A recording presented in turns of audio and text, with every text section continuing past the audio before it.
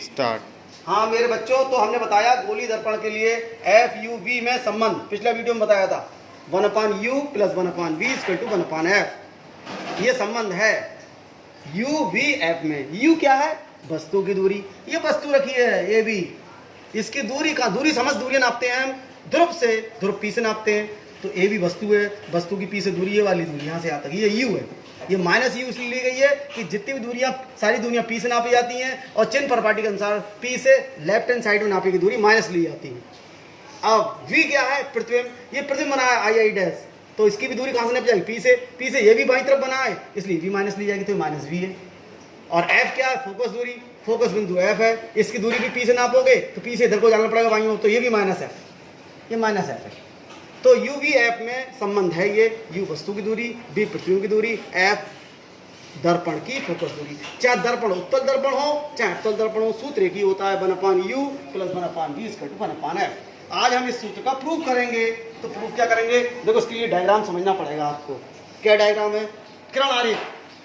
ये वस्तु ली हमने, वस्तु ये भी हम ये प्रूफ कर रहे हैं किसके लिए? अवतल दर्पण के लिए। ऐसे ही हम उत्तल दर्पण के लिए भी प्रूफ कर सकते हैं। ये अवतल दर्पण ले लिया, इधर ये शेडेड पार्ट है, ये अवतल दर्पण है। इस अवतल दर्पण का ये प्रकाशिक के ये इसका वक्रता केंद्र है, वक्रता के ये ध्रुव है, इन दोनों के बीच में जस्ट कौन है? इसका फोकस बिंदु एफ है। तो फोकस बिंदु की पी से दूरी ये है -f, माइनस ली गई है क्योंकि इधर की हो रहा है लेफ्ट हैंड साइड में।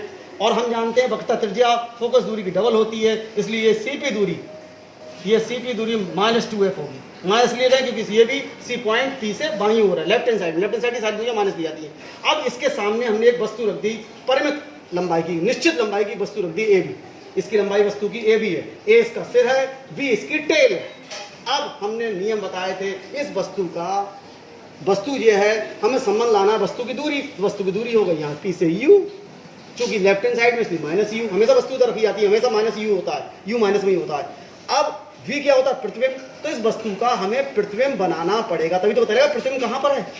प्रतिबिंब की दूरी तो p से होगी, प्रतिबिंब कहाँ बना ये पता कैसे चलेगा? तो प्रतिबिंब बनाने के हमने नियम बताए कि वस्तु के सिर क्या a से कम 2 किरणें चलाएंगे। एक किरण चला दी मुख अक्ष के समांतर, ये किरण जाके टकराई m पर, और टकराने के पश्चात हम जानते हैं मुख अक्ष से समांतर चलने वाली किरण फोकस होकर जाती है, तो इसका फोकस f है, तो f से होकर जाएगी। ये वाली किरण ऐसे गई, परावर्तित होकर ऐसे आ गई। एक किरण और चलाई हमने इसके सिर से, वस्तु के सिर से, कम 2 किरणें चलाते हैं, वक्रता केंद्र सी की दिशा में, तो ये जाके गई और टकराई इस बिंदु टी से, और टकराने के पश्चात क्या हुई है? चूंकि सी की ये नियम है कि सी की दिशा में जाने वाली किरण टकराकर परावर्तित होकर उसी दिशा में वापस लौट आती है, तो ये बैक ऐसे लगाएगी। अब ये किरण टकरा के ऐसे आई वापस परावर्तित होकर, ये किरण टकरा कर परावर्तित होकर ऐसे आई। ये दोनों परावर्तित होने वाली किरणें दोनों यहाँ पर मिली, इस पॉइंट पर, जिस पॉइंट मिली उसे आई कह दिया हमने। ये क्या हो गया? प्रतिबिंब का सिर। इससे हमने मुख अक्ष पर, मुख अक्ष आपकी ये है मुख्य अक्ष, मुख अक्ष ये है आपकी, इस मुख अक्ष पर लंब गिरा दिया, तो इसके प्रतिबिंब का फुट मिल गया आई डैश। चूंकि किरणें वास्तव में मिल रही हैं, परावर्तित होने वाली किरणें, तो ये आई डैश इसका क्या बन गया? वास्तविक प्रतिबिंब बन गया। चूंकि उल्टा बना है, उल्टा वास्तविक प्रतिबिंब बनता है और छोटा बनता है इससे। अब ये प्रतिबिंब आई डैश की पी से दूरी जो होगी वो कहलाएगी वी। तो ये दूरी चूंकि ये भी प्रतिबिंब लेफ्ट हैंड साइड में बना है, इसलिए ये भी -v होगा।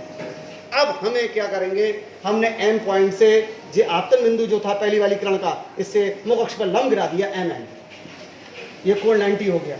अब दिमाग लगाना, ये बन गया एक आयत, कोण 90 ये भी, कोण 90 ये आयत है, तो आयत की भुजा सामने भुजा ए बी और mn आपस में बराबर होंगी। अब क्या करेंगे हम? एक BC एक त्रिभुज है, इसका कोण 90 है, और CI डैश I यहाँ लंब गिराया है, तो ये भी इसका एक कोण 90 है। ये दोनों त्रिभुजों में ये कोण शीर्षाभिमुख होने की वजह से बराबर है, ये कोण 90 होने की वजह से बराबर है, इसलिए दोनों त्रिभुज समरूप होंगे। अब समरूप त्रिभुजों में जानते हैं भुजाओं का अनुपात बराबर होता है, यानी इसकी लंबाई इसका लंब बटे इसका लंब, यानी क्या? कौन सा समरूप त्रिभुज लिया हमने? ABC एवं I डैश C, इन दो समरूप त्रिभुजों में ले लिया। इसका लंब AB बटे इसका लंब I डैश बराबर इसका आधार BC बटे इसका आधार, इस वाले छोटे वाले त्रिभुज का आधार है CI डैश। ये आपस में बराबर होते हैं। ये खासियत होती है समरूप त्रिभुजों की कि समरूप त्रिभुजों में भुजाओं का अनुपात बराबर होता है। अब हमने AB की जगह mn रख दिया, हमने बता दिया AB और mn बराबर होंगे, क्योंकि एक आयत बन गया AB mn, इस आयत की आमने सामने की भुजा बराबर होंगी, तो AB की जगह रख दिया mn, तो mn बटे I डैश बराबर होगा BC बटे CI डैश। समीकरण 1 हो गई। ऐसे ही दो समरूप त्रिभुज और बने हैं, ये वाले एक समरूप त्रिभुज ये वाला है, ये त्रिभुज, और एक त्रिभुज ये छोटा वाला, कौन सा, MNF और I' इन दोनों समरूप त्रिभुजों में खासियत ये लगेगी क्या, भुजाओं का अनुपात बराबर होगा, इसका लंब MN बटे इसका लंब, इस वाले समरूप त्रिभुज का लंब I' बराबर क्या होगा, इसका आधार क्या, NF बटे इसका आधार कितना, I'। समीकरण नंबर 2 I'(F)। अब ये समीकरण नंबर 2 बन गया, क्योंकि समरूप त्रिभुजों में भुजाओं का अनुपात बराबर होता है, इसलिए इन दोनों त्रिभुज में इनका इसका लंब बटे इसका लंब बराबर इसका आधार बटे इसका आधार, यानी भुजाओं का अनुपात बराबर होगा। अब समीकरण 1 और 2 को हमने क्या कर दिया, दोनों ही लेफ्ट हैंड साइड बराबर है, MN बटे I', MN बटे I', तो राइट हैंड साइड भी बराबर होंगी, इसलिए ये दोनों बराबर करके रख दी। अब हम इसमें NF क्या होगा, अब चित्र को ध्यान रखने की बात है, अगर इसका ये एंड पॉइंट P के समीप हो तो डिस्टेंस हम N से F तक की नापे या P से F तक की नापे, बात एक ही होगी, तो NF की जगह हम PF रख सकते हैं, ठीक है। इसके अलावा BC दूरी देखो, B से लेकर C तक की दूरी कैसे निकालेंगे, हम पूरी PV दूरी में से अगर PC दूरी घटा देंगे, पूरी PV दूरी में से PC दूरी घटा देंगे तो BC दूरी प्राप्त हो जाएगी, तो BC रख दिया हमने, PV माइनस BC। अब CI' कैसे निकलेगा, CI' निकालने के लिए PC दूरी में से PI' दूरी ये वाली माइनस कर देंगे तो हमें CI' मिल जाएगा। इसी प्रकार I' कैसे निकालेंगे, I' निकालने के लिए I' जो निकालेंगे, PI' में से PF घटा देंगे, PI' में से PF घटा देंगे, क्लियर हो गया। अब हम ये वैल्यू यहाँ पर BC की ये वाली वैल्यू, CI' की ये वाली वैल्यू, NF की जगह PF और I' की जगह PI' PF रख दिया हमने।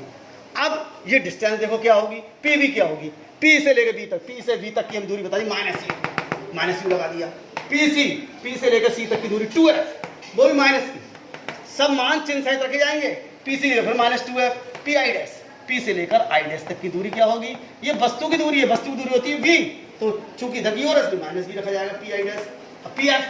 PF है वही, PF क्या फोकस दूरी है, कितनी होगी, माइनस F क्यों रखा जा रहा है कि सभी चीज लेफ्ट हैंड साइड में चिन्ह सहित मान रखे जाएंगे, PI' की जगह फिर वस्तु की दूरी माइनस V और PF फिर फोकस दूरी तो माइनस F, ये रख दिया।